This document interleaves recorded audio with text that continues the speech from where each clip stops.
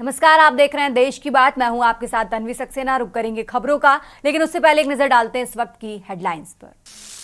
विधानसभा चुनाव से पहले पीएम मोदी को दिल्ली की सौगात। कई प्रोजेक्ट्स का उद्घाटन व शिलान्यास करेंगे पीएम मोदी। गरीबों को 1475 फ्लैट्स की सौंपेंगे चाबी। कांग्रेस का जय बापू जय भीम जय संविधान अभियान आज से शुरू। देश भर में रैलियां। गणतंत्र दिवस पर बाबा साहेब की जन्मस्थली में होगा खत्म। बीजेपी ने 29 राज्यों के लिए चुनाव अधिकारी नियुक्त किए। पीयूष को यूपी की जिम्मेदारी, खट्टर को बिहार और शिवराज को कर्नाटक का अधिकारी बनाया। ममता बनर्जी का आरोप, बीएसएफ बांग्लादेशियों की घुसपैठ करा रही, सैनिक महिलाओं पर अत्याचार कर रहे, बंगाल में जानबूझकर अशांति फैलाई जा रही। हरियाणा में निजी स्कूलों की मान्यता होगी रद्द। शीतकालीन छुट्टियों के बावजूद बहाने बनाकर खोले जा रहे स्टाफ को भी बुलाया जा रहा।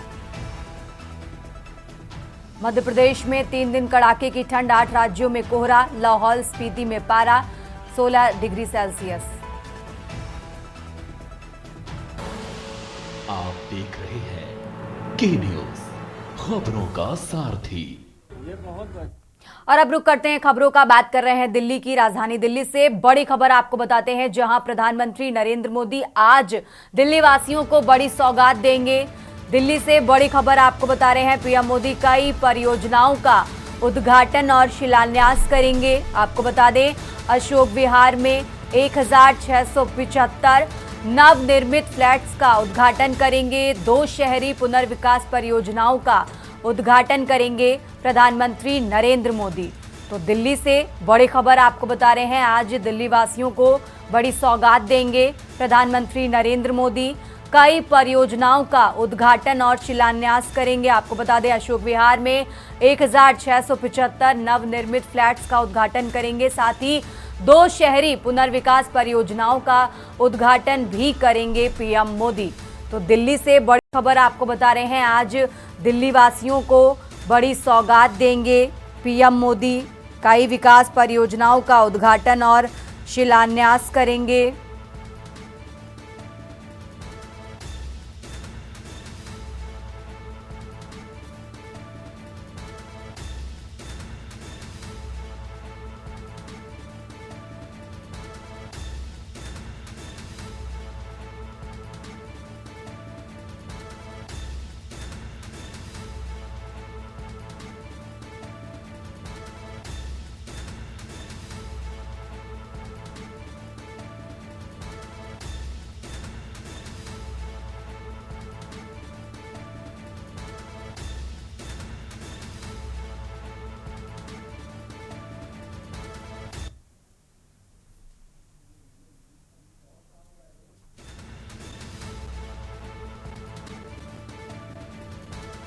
और इसी खबर पर ज्यादा जानकारी के लिए दिल्ली से विशेष संवाददाता अखिलेश जी हमारे साथ जुड़ गए हैं। अखिलेश जी, चुनावों से पहले आज प्रधानमंत्री नरेंद्र मोदी दिल्ली वासियों को बड़ी सौगात देने वाले हैं, और क्या कुछ अपडेट, क्या जानकारी दर्शकों को बताएं अखिलेश जी। देखिए, दिल्ली के विधानसभा चुनाव से पहले आज प्रधानमंत्री मोदी का बड़ा कार्यक्रम दिल्ली में दिल्ली वासियों के सौगात के लिए रखा गया है। इसमें कई परियोजनाओं का उद्घाटन होगा, तो कई परियोजनाओं का शिलान्यास होगा और कई परियोजनाएं आम जनता को सौंपी जाएगी। अगर दिल्ली में देखा जाए तो आज प्रधानमंत्री करीब 4,500 करोड़ की परियोजनाओं का उद्घाटन शिलान्यास करेंगे। इनमें सबसे बड़ी अगर योजना के तौर पर देखा जाए तो झुग्गी वासियों के लिए जो फ्लैट बनकर तैयार हुए हैं, उनको प्रधानमंत्री आज उनकी चाबी सौंपेंगे। करीब वो 1,500 फ्लैट हैं जो दिल्ली के झोपड़ी वासियों को उनकी चाबी प्रधानमंत्री के हाथों द्वारा सौंपी जाएगी। इसके साथ ही साथ एक दिल्ली के अंदर विश्व व्यापार केंद्र बनकर तैयार हुआ है, उसका उद्घाटन करना है। इसके साथ ही साथ प्रधानमंत्री कार्यक्रम के तौर पर देखे जाए तो दिल्ली के विश्वविद्यालय में कई शैक्षिक ब्लॉक का उद्घाटन और शिलान्यास का काम रखा गया है। इसके साथ ही साथ कई और ऐसी परियोजनाएं हैं जिनमें पुराने टावर जो दिल्ली सरकार के तरफ से केंद्र सरकार ने बनाए, उनको दिल्ली पुनर्वास शहरी योजना के अंतर्गत उनको तोड़कर नए भवनों का निर्माण यानी नए कमर्शियल ब्लॉक बनाने की तैयारी है। इस तरह से देखा जाए तो आज दिल्ली में चारों तरफ प्रधानमंत्री के कई कार्यक्रम है और इसको पूरी तरह से देख सकते हैं कि दिल्ली को एक बड़ी सौगात के रूप में देखा जाए, चाहे व्यापारियों के लिए विश्व व्यापार केंद्र का हो युवाओं के लिए शैक्षिक ब्लॉक, शैक्षिक भवनों के निर्माण की बात हो, या गरीब झुग्गी झोपड़ी जिनका अपने एक सहरा सपना होता है कि उनको छत हो, तो उनको आज चाबी मिलेगी फ्लैट की। तो इस तरह से देखें तो पूरा का पूरा एक पूरा कार्यक्रम प्रधानमंत्री का भारतीय जनता पार्टी कह सकते हैं भारत सरकार की तरफ से रखा गया है, जो पूरी चुनावी कार्यक्रम की तरह से हो सकता है कि उसमें सौगात आम जनता को मिलेगी, युवाओं को मिलेगी, व्यापारियों को मिलेगी। किस तरह से पूरा कुल मिलाकर एक पूरा बैलेंसिंग कार्यक्रम प्रधानमंत्री का आज है, जिसमें 4,500 करोड़ की परियोजनाओं का उद्घाटन, शिलान्यास और शुभारंभ होगा। जी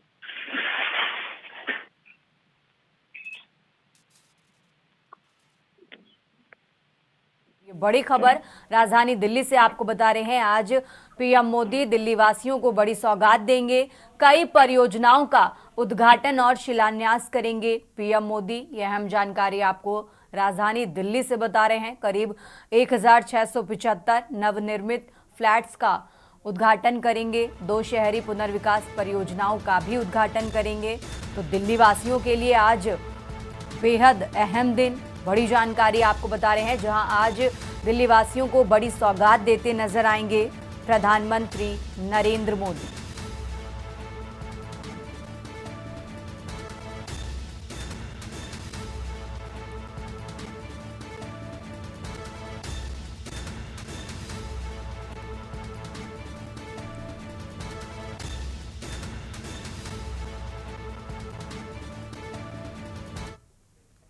देश की बात में आगे बढ़ते हैं। दिल्ली से एक और बड़ी खबर आपको बताते हैं, जहां आज कांग्रेस पार्टी शुरू करेगी अपना अभियान। आपको बता दें, जय बापू जय भीम जय संविधान अभियान की आज से शुरुआत होगी। ये बड़ी खबर आपको दिल्ली से बता रहे हैं। कांग्रेस का जय बापू जय भीम जय संविधान अभियान आज से चलेगा और गणतंत्र दिवस पर महू में इसका अभियान खत्म होगा। ये बड़ी खबर आपको बता रहे हैं, जहां गणतंत्र दिवस पर बाबा साहेब की जन्मस्थली महू में खत्म होगा ये अभियान। दिल्ली से बड़ी खबर आपको बता रहे हैं। कांग्रेस का जय बापू जय भीम जय संविधान अभियान की आज से शुरुआत होने वाली है और इसका समापन 26 जनवरी डॉक्टर भीमराव अंबेडकर की जन्मस्थली महू, जो कि मध्य प्रदेश में है, वहां पर इसका समापन होगा। तो राजधानी दिल्ली से अहम जानकारी आपको बता रहे हैं।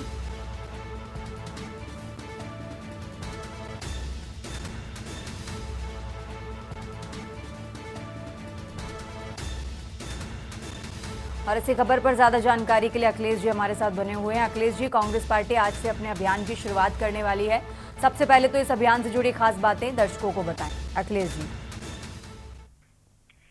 देखिए, कांग्रेस आज एक देशव्यापी अभियान को शुरू करने जा रही है। इस देशव्यापी अभियान को सरकार के खिलाफ इस तरह से संविधान के आरोपों को भारतीय जनता पार्टी को खतरे में खड़ा करने के लिए कांग्रेस लगातार चला रही है। कांग्रेस ने उस मुद्दे को फिर से एक बार बड़े मुद्दे के तौर पर खड़ा करना देश में करने के लिए के पूरे अभियान के तौर पर खड़ा किया है, जिसे कह सकते हैं कि लोकसभा चुनाव में कांग्रेस ने संविधान के मुद्दे को उछाल कर लोकसभा में अच्छी सीटें जीती थी और कांग्रेस के पक्ष माहौल बनाने की पूरी कोशिश की थी। उसी रणनीति के तहत अब कांग्रेस ने एक नए अभियान की आज से शुरुआत करने जा रही है। इस शुरुआत को अभियान को कांग्रेस ने जय बापू जय भीम जय संविधान रखा है कि आप कह सकते हैं कि बापू की विरासत कांग्रेस को मिली है, उसको आगे ले जाना है।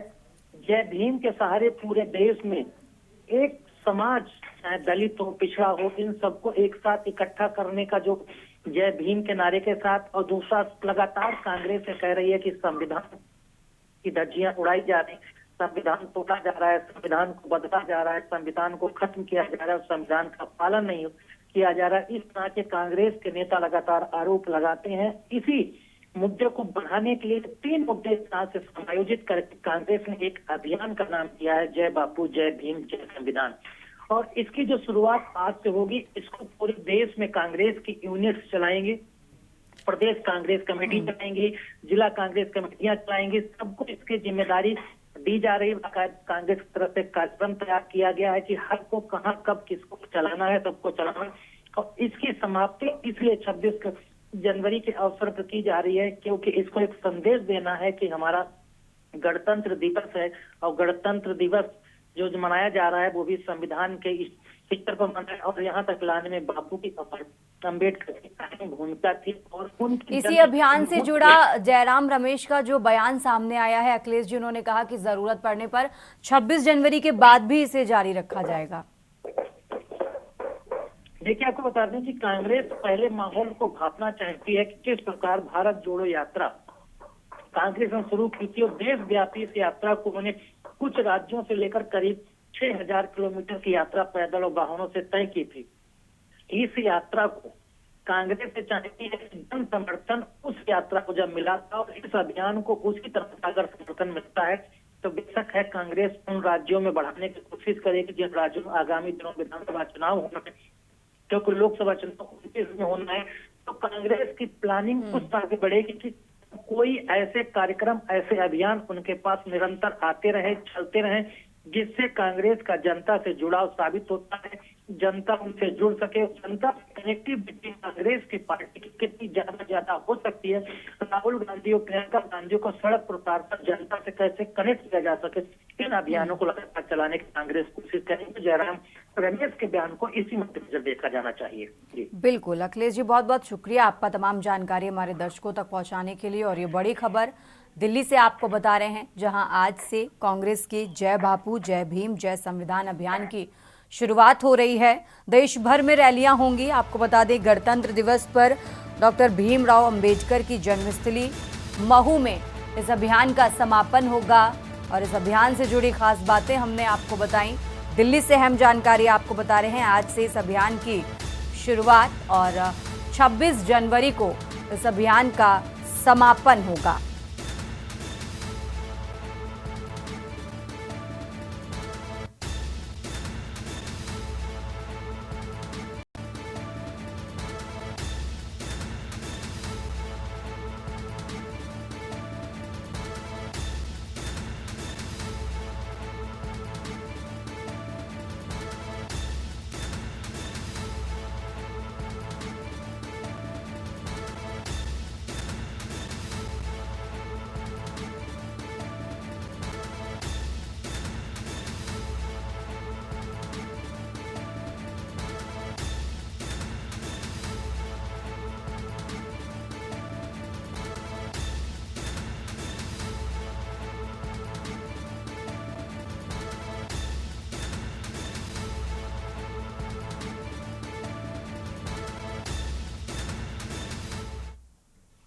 देश की बात में लगातार बात कर रहे हैं दिल्ली की। दिल्ली से एक और बड़ी खबर आपको बता रहे हैं, जहां उत्तर भारत में कड़ाके की ठंड का कहर जारी।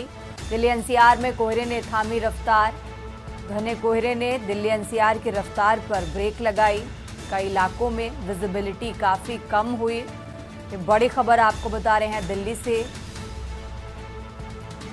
राजधानी दिल्ली से अहम जानकारी आपको बता रहे हैं।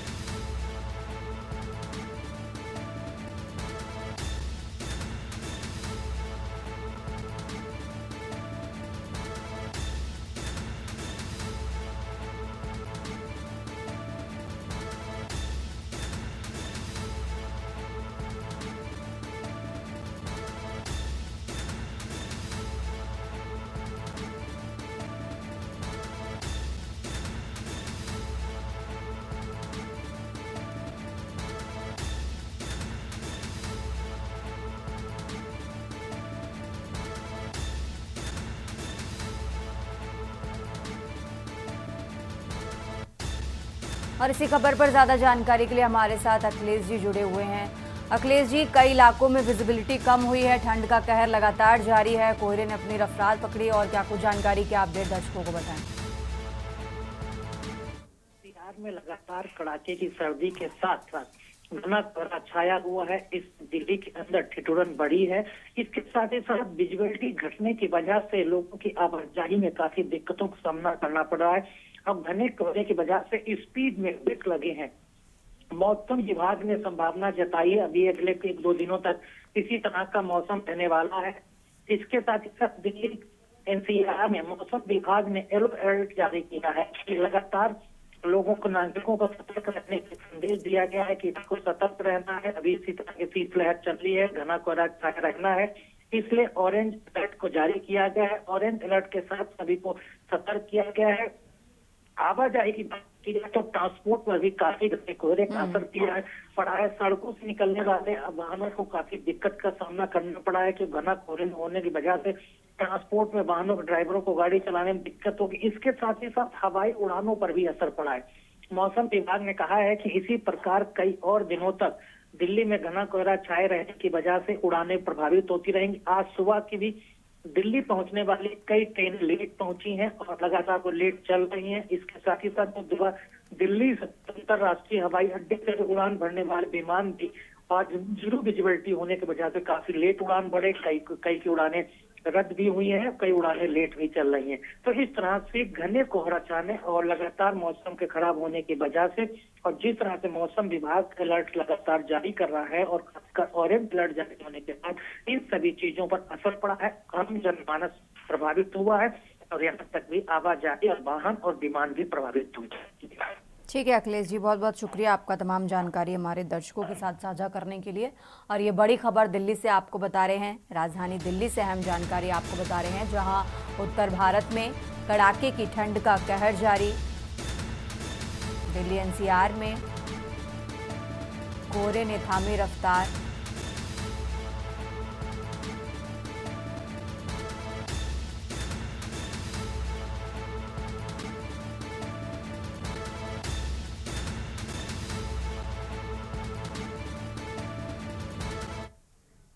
खबरों में आगे बढ़ते हैं, बात कर रहे हैं बलिया की। बलिया से अहम जानकारी आपको बता रहे हैं, जहां डबल मर्डर मामले से जुड़ी ये बड़ी खबर आपको बता रहे हैं। 24 घंटे के अंदर पुलिस ने बड़ी कार्रवाई की है। पुलिस मुठभेड़ में मुख्य आरोपी के गोली लगी है। आपको बता दें, मुख्य आरोपी शिवम राय को पैर में गोली लगी। फिलहाल जिला अस्पताल में आरोपी का इलाज चल रहा है। आपको बता दें, नए साल पर 2 युवकों की हत्या हुई थी। नरही थाना के बघौना के पास मुठभेड़ हुई। और इसी खबर पर ज्यादा जानकारी के लिए हमारे साथ कृष्णकांत पांडे हमारे साथ जुड़ गए हैं। कृष्णकांत, जिस तरीके से पुलिस की बड़ी कार्रवाई सामने आई है डबल मर्डर मामले में, इस खबर से जुड़ी और क्या कुछ जानकारी के अपडेट दर्शकों को बताएं कृष्णकांत।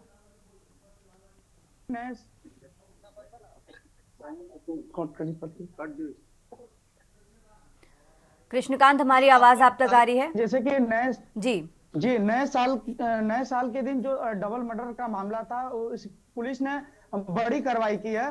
देखा जाए कि पुलिस ने 48 घंटे के अंदर ये बड़ी कार्रवाई की है और नरही पुलिस और एसओजी टीम की संयुक्त टीम ने ये कार्रवाई की है। जैसे कि सुबह तड़के जो मुख्य आरोपी था, उसके पैर में पुलिस की मुठभेड़ में पैर में गोली लगी है। ऐसा देखा जाए कि जब 1 जनवरी को बियर की दुकान में कहासुनी में 2 लोगों की निर्मम हत्या हुई थी, उसी बीच पुलिस प्रशासन वहां के लोग जो भी थे, ग्रामीण थे, 100 को रखकर भरौली और गाजीपुर मार्ग को जाम कर दिया था। वहां पे एसडीएम और अपर पुलिस अधीक्षक पहुंचे और वहां पहुंच के मामले को शांत कराया था। ऐसा देखा जाए, आज सुबह की तड़के पुलिस और नरही पुलिस और एसओजी पुलिस की टीम, संयुक्त टीम ने ये बड़ी कार्रवाई की है। जो मुख्य आरोपी है उसके पैर में गोली लगी है, जिसका उपचार जिला अस्पताल में चल रहा है। और आगे की जो घटना है और जो भी पुलिस की कार्रवाई जो चल रही है, इसमें जो भी अधिकारी हैं, अभी इसकी बाइट्स और नहीं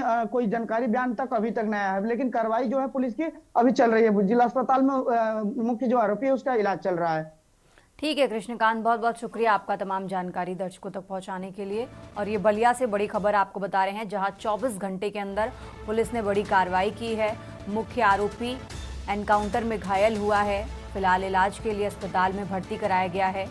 बलिया से अहम जानकारी आपको बता रहे हैं, जहां नए साल पर 2 युवकों की हत्या हुई थी और इसी डबल मर्डर मामले से जुड़ी बड़ी अपडेट आपको बता रहे हैं, जहां 24 घंटे के अंदर पुलिस ने बड़ी कार्रवाई की। एनकाउंटर में मुख्य आरोपी घायल हुआ है, जिसे इलाज के लिए अस्पताल में भर्ती कराया गया है। तो बलिया से ये बड़ी खबर आपको बता रहे हैं, बलिया से अहम जानकारी आपको बता रहे हैं, जहां मुख्य आरोपी इलाज के लिए अस्पताल में भर्ती। तस्वीरें भी आपको टीवी स्क्रीन पर दिखा रहे हैं, जहां नए साल पर 2 युवकों की हत्या का ये मामला और इसी मामले से जुड़ा बड़ा अपडेट आपको बता रहे हैं। 24 घंटे के अंदर पुलिस ने बड़ी कार्रवाई की।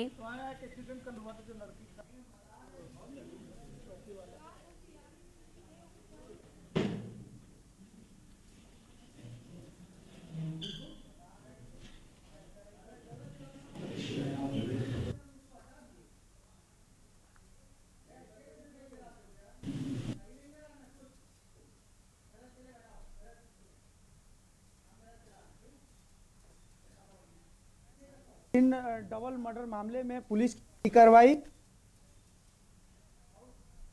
जो शिवम राय है उनको उसके पैर में गोली लगी हुई है। जो पुलिस वहां नरही के बघौना गांव में पुलिस की मुठभेड़ हुई जिसमें मुख्य आरोपी को पैर में गोली लगी है, जिसको जिला अस्पताल में उपचार के लिए लाया गया है। आपको बता दें कि नए साल के दिन दो युवकों की निर्मम हत्या कर दी गई थी। इसके बीच में वहां के लोगों ने, ग्रामीण आक्रोश लोगों ने वहां रोड जाम किया था और पुलिस से और एसपी से, पुलिस अधीक्षक से मांग किया था कि जो अपराधी है उस पर कड़ी से कड़ी कार्रवाई की जाए और इनकाउंटर किया जाए। उसी देखा जाए कि आज देर रात जो मुख्य आरोपी हो उसके पैर में पुलिस के साथ मुठभेड़ हुआ और उसके पैर में गोली लगी है, जिसको पुलिस ने यहाँ पे जिला अस्पताल में भर्ती कराया है। बलिया से कृष्णकांत, के न्यूज इंडिया। ये बहुत बन गया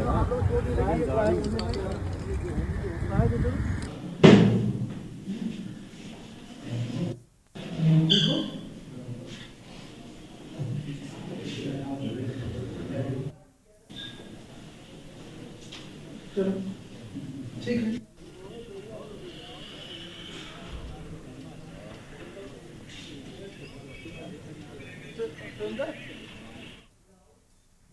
देश की बात में फिलहाल वक्त हो चला एक छोटे से ब्रेक का। आप देख रहे हैं के न्यूज, खबरों का सारथी। ब्रेक से वापस आ चुके हैं, रुक करते हैं खबरों का। बात कर रहे हैं लखनऊ की। लखनऊ से बड़ी खबर आपको बता रहे हैं, जहां कासगंज में चंदन गुप्ता हत्याकांड का मामला। ये बड़ी खबर आपको बता रहे हैं। चंदन गुप्ता हत्याकांड में एनआईए कोर्ट का फैसला, 28 आरोपी दोषी करार और आज सजा का ऐलान होगा। ये बड़ी खबर आपको बता रहे हैं। एक आरोपी की सुनवाई के दौरान मौत हो चुकी। 19 नामजद अन्य अज्ञात के खिलाफ एफआईआर दर्ज हुई थी। आपको बता दें 26 जनवरी 2018 को तिरंगा यात्रा के दौरान हत्या हुई थी चंदन गुप्ता की और आज कोर्ट दोषियों की सजा का ऐलान करेगा। तो ये बड़ी खबर आपको लखनऊ से बता रहे हैं। राजधानी लखनऊ से अहम जानकारी आपको बता रहे हैं। आज सजा पर फैसला आना है। कासगंज में चंदन गुप्ता हत्याकांड का ये मामला और इसी मामले से जुड़ा बड़ा अपडेट आपको बता रहे हैं, जहां आज सजा पर फैसला आना है। आज कोर्ट सजा का ऐलान करेगा। आपको बता दें 28 आरोपियों को दोषी ठहराया गया और आज सजा का ऐलान होगा। लखनऊ से बड़ी खबर आपको बता रहे हैं। एक आरोपी की सुनवाई के दौरान मौत हो चुकी है।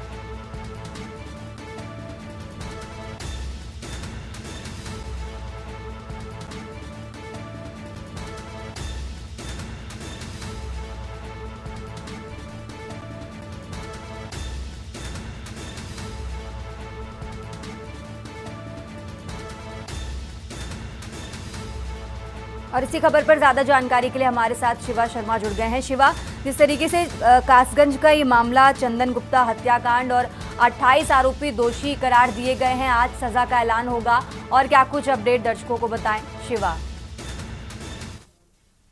देखिए तन्वी, आज चंदन गुप्ता के परिवार के लिए बहुत ही अहम दिन है, क्योंकि 26 जनवरी सन 2018 को कासगंज जिले में विश्व हिंदू परिषद एबीवीपी के कार्यकर्ता और हिंदू युवा वाहिनी के कार्यकर्ताओं ने तकरीबन 100 की तादाद में निकल के तिरंगा यात्रा निकाली थी, जिसमें तिरंगा हाथ में झंडे थे, उनके पास भगवा कलर के झंडे थे और इसमें जो चंदन गुप्ता नाम का शख्स था, जो महजी बहुत कम उम्र का था, वो एबीवीपी कार्यकर्ता था। और 26 जनवरी यानी कि गणतंत्र दिवस के दिन जब ये तिरंगा यात्रा निकाली जा रही थी तो एक इलाके में जाकर के ये रैली रुक गई और उसी के बीच तनाव हुआ और तकरीबन 7 दिन तक ये पूरा दंगा चला, क्योंकि चंदन गुप्ता की इस पूरे तिरंगा यात्रा में मौत हो गई थी, गोली लगने से मौत हो गई थी। अब जब पूरे मामले की जांच जब एनआईए की गई, जब ये मामला बहुत ज्यादा सुर्खियां बटोरने लगा, तो एनआईए ने कल एनआईए के जो विशेष जस्टिस हैं विवेकानंद शरण त्रिपाठी, तो इस मामले में 28 लोगों को उन्होंने दोषी करा दिया है और आज सभी लोगों को सजा सुनाई जाएगी। और चंदन गुप्ता का जो परिवार है वो लंबे समय से इस फैसले का इंतजार कर रहा था कि जो आखिरकार उसके दोषी लोग हैं उनको किस तरीके की सजा सुनाई जाएगी और कब उनके साथ इंतजार होगा। तो ऐसे 2 लोग हैं जिनको सबूतों के अभाव में फिलहाल कोर्ट ने बरी कर दिया है, लेकिन ऐसे 28 लोग जिसमें आसिफ कुरैशी उर्फ हिटलर है, असलम कुरैशी है, असीम कुरैशी है, शबाब, साकिब, मुंजीर रफी, आमिर रफी, सलीम, वसीम, नसीम, बबलू और ऐसे तमाम जो लोग हैं जिसमें 28 नाम शामिल है, उन सभी को आज एनआईए की विशेष अदालत यानी कि लखनऊ में आज सजा सुनाई जाएगी। और जरूर ये देखा जाएगा कि वो सजा किस प्रकार की होती है, उम्र कैद की होती है, आजीवन कारावास की होती है या कुछ महीनों की होती है या जुर्माना लगता है। तो इन सभी चीजों का इंतजार उत्तर प्रदेश की जनता भी कर रही है और खास तौर से जो तिरंगा यात्रा में जिस तरीके से चंदन गुप्ता की मौत हुई उसका पूरा परिवार भी कर रहा है। बिल्कुल देखना होगा कि किस तरीके की सजा का ऐलान होगा। शिवा, बहुत बहुत शुक्रिया आपका तमाम जानकारी दर्शकों तक पहुंचाने के लिए। और ये बड़ी खबर लखनऊ से आपको बता रहे हैं, जहां आज चंदन गुप्ता हत्याकांड पर आरोपियों पर सजा का ऐलान होगा। ये बड़ी खबर आपको बता रहे हैं। 28 आरोपियों को दोषी ठहराया गया, जिसमें 2 को बरी किया गया है और 28 पर आज सजा का ऐलान किया जाएगा। एनआईए कोर्ट सजा का ऐलान करेगा। तो ये बड़ी खबर लखनऊ से आपको बता रहे हैं।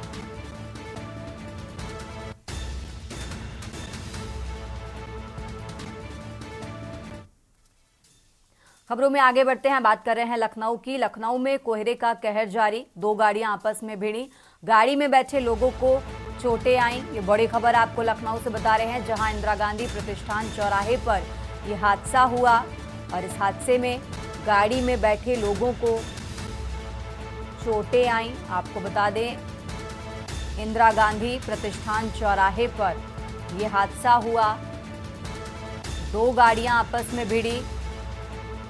लखनऊ में कोहरे का कहर जारी, 2 गाड़ियां आपस में भिड़ी, गाड़ी में बैठे लोगों को आई चोटें। इंदिरा गांधी प्रतिष्ठान चौराहे पर यह हादसा हुआ। लखनऊ से खबर आपको बता रहे हैं।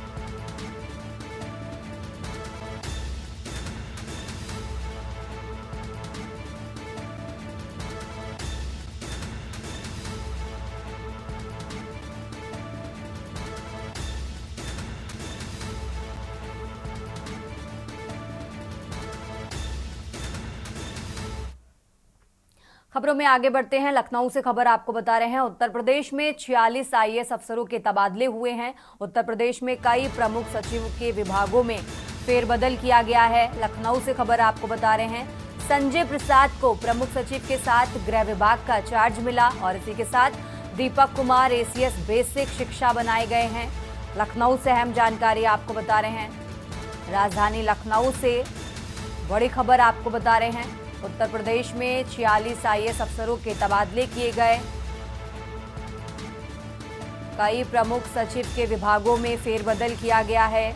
लखनऊ से अहम जानकारी आपको बता रहे हैं। संजय प्रसाद को प्रमुख सचिव के साथ गृह विभाग का चार्ज मिला और इसी के साथ दीपक कुमार एसीएस बेसिक शिक्षा बनाए गए।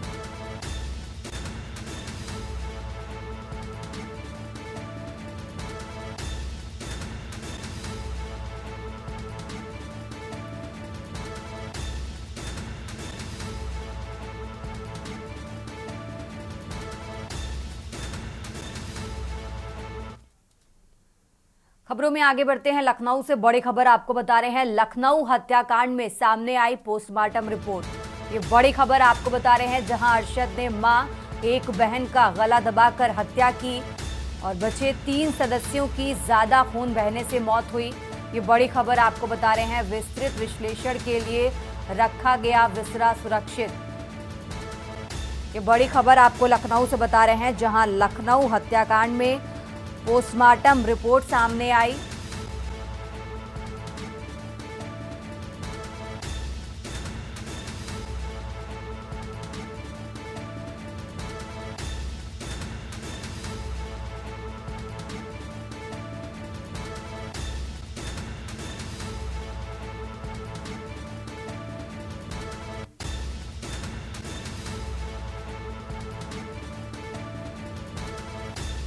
तो लखनऊ हत्याकांड से जुड़ी बड़ी खबर आपको बता रहे हैं, जहां इसी मामले पर पोस्टमार्टम रिपोर्ट सामने आई है और पोस्टमार्टम रिपोर्ट से कई बड़ी बातें निकलकर सामने आई। जहां अरशद ने मां एक बहन का गला दबाकर हत्या की और बचे 3 सदस्यों की ज्यादा खून बहने से मौत हुई है। पोस्टमार्टम रिपोर्ट में ये कई महत्वपूर्ण बातें निकलकर सामने आई। लखनऊ हत्याकांड से जुड़ा बड़ा मामला और इसी मामले से जुड़ी बड़ी अपडेट आपको बता रहे हैं, जहां इसी मामले की पोस्टमार्टम रिपोर्ट सामने आई है और पोस्टमार्टम रिपोर्ट में पता चला कि अरशद ने मां एक बहन का गला दबाकर हत्या की और बाकी 3 सदस्यों की ज्यादा खून बहने से मौत हुई है। तो ये लखनऊ हत्याकांड में पोस्टमार्टम रिपोर्ट से खुलासा हुआ है। ये बड़ी खबर आपको बता रहे हैं।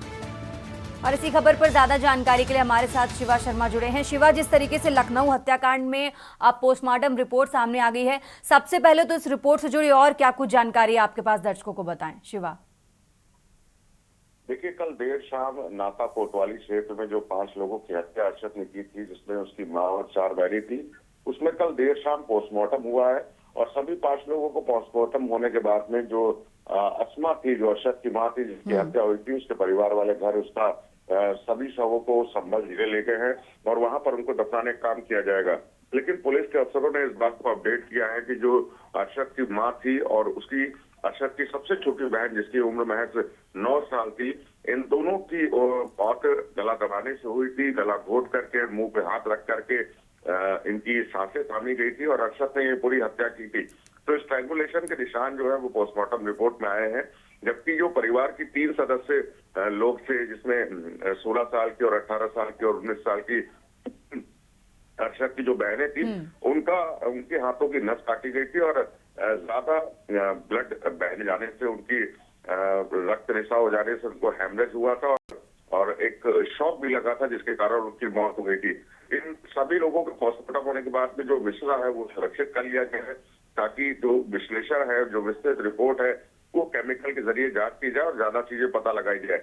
एक अहम बात जरूर है कि पुलिस के दिए गए बयान में अरशद ने ये कहा था कि उसके पिता बदर ने शराब लाई थी और शराब सभी लोगों को पिला करके उनकी मौत की गई थी, ताकि विरोध किसी तरीके का हो। तो अभी पोस्टमार्टम रिपोर्ट में शराब की बात कहीं किसी भी तरीके से नहीं आई है। नींद की गोलियों का कारण जो है वो स्पष्ट नहीं हुआ है, लेकिन जो सूत्रों के हवाले से खबर है कि जब शराब पिला करके किसी को मारा जाता है या किसी की मौत हो जाती है, तो 1 से 2 घंटे के अंदर अगर उसकी मौत होती है तो जरूर शराब पोस्टमार्टम रिपोर्ट में दायरा तौर पर उसका जिक्र होता है। लेकिन इनकी बहुत पहले हो गई थी और उसके बाद पोस्टमार्टम रिपोर्ट तकरीबन 24 घंटे से ज्यादा के बाद हुई है। तो ये कारण भी हो सकता है कि शराब की जो पुष्टि है वो पोस्टमार्टम रिपोर्ट में ना की जाए, लेकिन सभी चीजों के जो बयान है वो सिलसिलेवार लिए जा रहे हैं। तो अभी तक की जो पोस्टमार्टम रिपोर्ट जो कल रात में सभी 5 शवों के पोस्टमार्टम हुए हैं, फिलहाल उससे हाथ की नस काटकर 3 बहनों की और माँ और सबसे छोटी बहन की गला घोटकर हत्या करने की पुष्टि जरूर हुई है। शिवा, आरोपियों का लखनऊ से क्या कनेक्शन था, इसको लेकर अभी तक कोई जानकारी मिल पाई है? देखिए, सभी लोग आगरा के रहने वाले थे और अभी जो पुलिस ने अब तक 48 घंटे के अंदर बैकग्राउंड अरशद और उसके पिता बदर का तलाशा है, वो ये कहा है कि दिल्ली, संभल, दिल्ली, बदायूं रहने के बाद में ये लोग आगरा आए थे और बीते 15 साल से आगरा रह रहे थे। लेकिन बीते 30 दिसंबर को ये लोग लखनऊ आए थे और किस वजह से लखनऊ आए थे ये नहीं पता है, लेकिन 18 तारीख को वो लोग अपने घर से चल करके अजमेर गए, किसी अन्य जिलों पर गए, वहां पर रुके, लखनऊ के चारबाग रेलवे स्टेशन में जो दरगाह है वहां पर गए, चादर चढ़ाई और वहां पे आ जाने के बाद में जब ये लोग होटल में रुके तो अरशद ने अपने पिता बदर के साथ मिलकर के अपनी 4 बहन और माँ की निर्मम हत्या कर दी। लेकिन हत्या के पीछे अभी पूरा असल कारण नहीं है। लेकिन मैं लखनऊ का जो आपने रीजन पूछा कि लखनऊ से इनका कनेक्शन क्या है, जो कि आगरा के रहने वाले, तो लखनऊ से महज इनका कोई कनेक्शन नहीं है, कोई इनका जानने वाला नहीं है। लेकिन होटल पे आकर के रुकना और होटल के अंदर वारदात को अंजाम देना इनके लिए बहुत सेफ एंड सिक्योर था कि किसी भी तरीके का विरोध ना हो, किसी भी तरीके से ये लोग अगर हत्या से पहले अगर पकड़े जाते हैं विरोध करने पर तो नुकसान ना हो। तो इसी के तहत इन्होंने लखनऊ चुना और लखनऊ में हत्या की वारदात को अंजाम दिया। ठीक है शिवा, बहुत बहुत शुक्रिया आपका तमाम जानकारी हमारे दर्शकों तक पहुंचाने के लिए। और ये लखनऊ हत्याकांड से जुड़ा बड़ा अपडेट आपको बता रहे हैं, जहां पोस्टमार्टम रिपोर्ट सामने आ गई है और इस रिपोर्ट से कई बड़े खुलासे हुए। जहां आपको बता दें, अरशद ने मां, एक बहन का गला दबाकर हत्या की और बाकी 3 बहनों की ज्यादा खून बहने से मौत हुई है। पोस्टमार्टम रिपोर्ट में ये खुलासा हुआ है। ये बड़ी खबर आपको लखनऊ से बता रहे हैं, जहां लखनऊ हत्याकांड में सामने आई पोस्टमार्टम रिपोर्ट।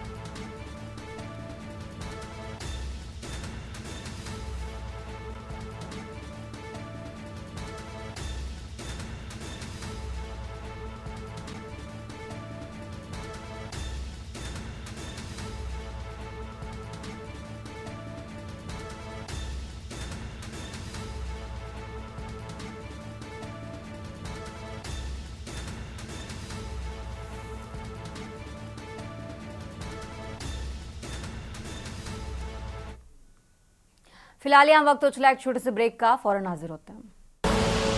आप देख रहे हैं के न्यूज, खबरों का सारथी। ब्रेक से वापस आ चुके हैं, रुक करते हैं खबरों का। बात कर रहे हैं आगरा की। आगरा से खबर आपको बता रहे हैं, जहां घने कोहरे और गलन ने किया परेशान। आगरा से खबर आपको बता रहे हैं, जहां कपकपाती ठंड से आम जनजीवन अस्त व्यस्त। कोहरे की वजह से हाईवे पर थमे गाड़ियों के पहिए। आगरा से अहम जानकारी आपको बता रहे हैं। कोहरे की वजह से ट्रेनों की गति भी धीमी हुई। तापमान में गिरावट आने से सर्दी में इजाफा हुआ। आगरा से अहम जानकारी आपको बता रहे हैं। सर्दी से बचने के लिए लिया जा रहा अलाव का सहारा।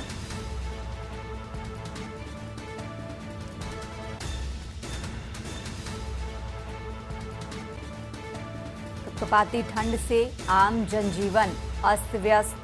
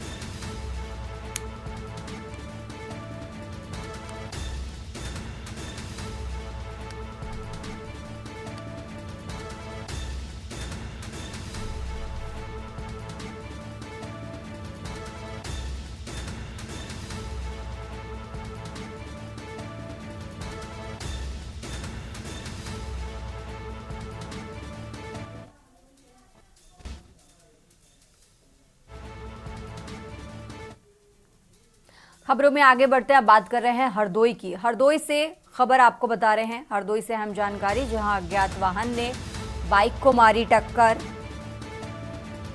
अज्ञात वाहन की टक्कर से एक की मौत तो वहीं 2 घायल बताए जा रहे हैं। हरदोई से अहम जानकारी आपको बता रहे हैं। फिलहाल घायलों को अस्पताल में इलाज के लिए भर्ती कराया गया है। मल्लावा थाना क्षेत्र के गांव का ये मामला आपको बता रहे हैं, जहां अज्ञात वाहन ने बाइक को मारी टक्कर। अज्ञात वाहन की टक्कर से एक की मौत तो वहीं 2 घायल बताए जा रहे हैं। फिलहाल घायलों को इलाज के लिए अस्पताल में भर्ती कराया गया है।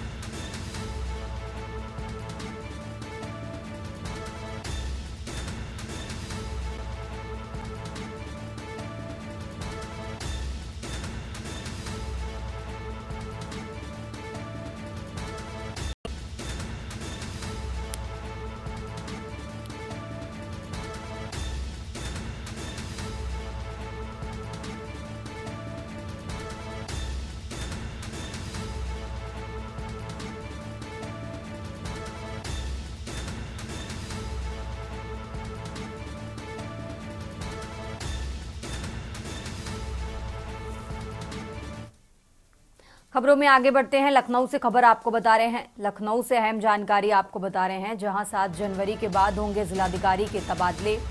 लखनऊ से बड़ी खबर आपको बता रहे हैं। 7 जनवरी के बाद होंगे जिलाधिकारी के तबादले।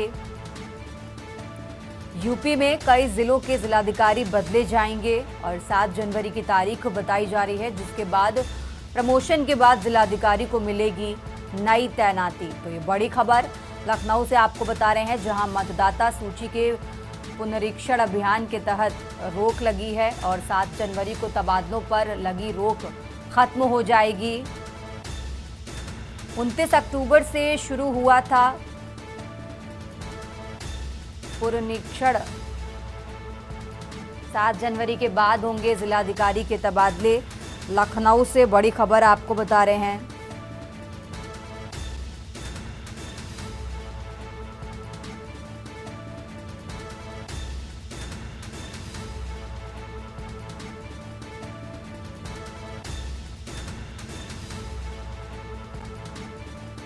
प्रमोशन के बाद जिलाधिकारी को मिलेगी नई तैनाती।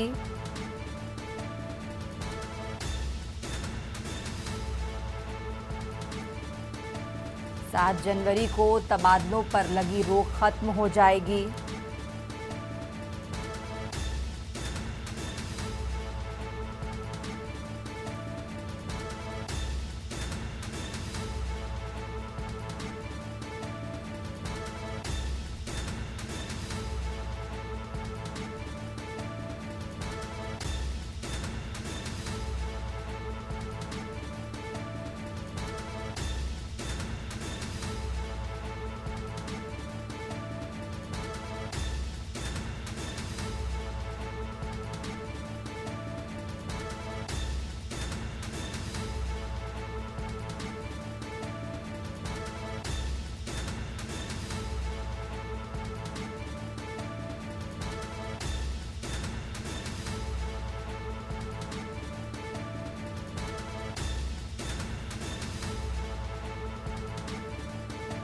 सात जनवरी के बाद होंगे जिलाधिकारी के तबादले। लखनऊ से खबर आपको बता रहे हैं, 7 जनवरी के बाद होंगे जिलाधिकारी के तबादले।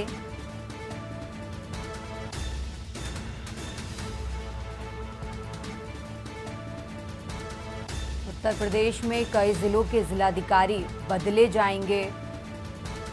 प्रमोशन के बाद जिलाधिकारी को तैनाती मिलेगी। मतदाता सूची के पुनरीक्षण अभियान के कारण रोक लगी है और 7 जनवरी को तबादलों पर लगी रोक खत्म हो जाएगी।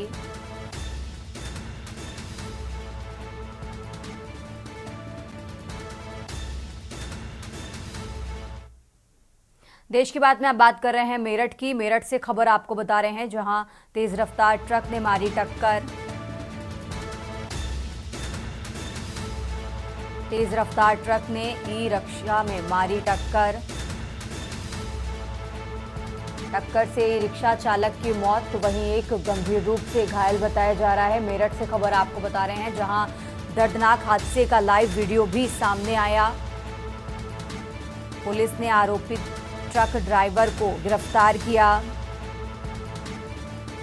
थाना मवाना क्षेत्र के कस्बे का ये मामला आपको बता रहे हैं। मेरठ से अहम जानकारी, जहां टक्कर से ई रिक्शा चालक की मौत हुई है, तो वहीं एक गंभीर रूप से घायल है। दर्दनाक हादसे का वीडियो भी सामने आया है।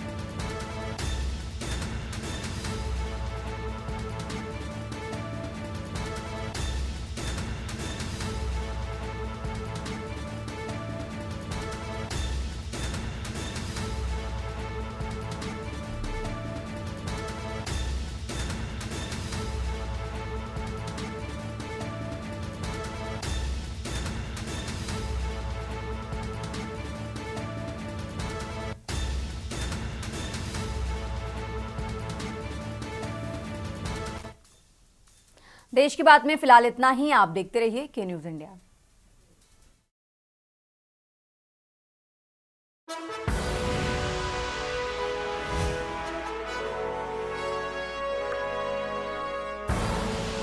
आप देख रहे हैं के न्यूज, खबरों का सारथी।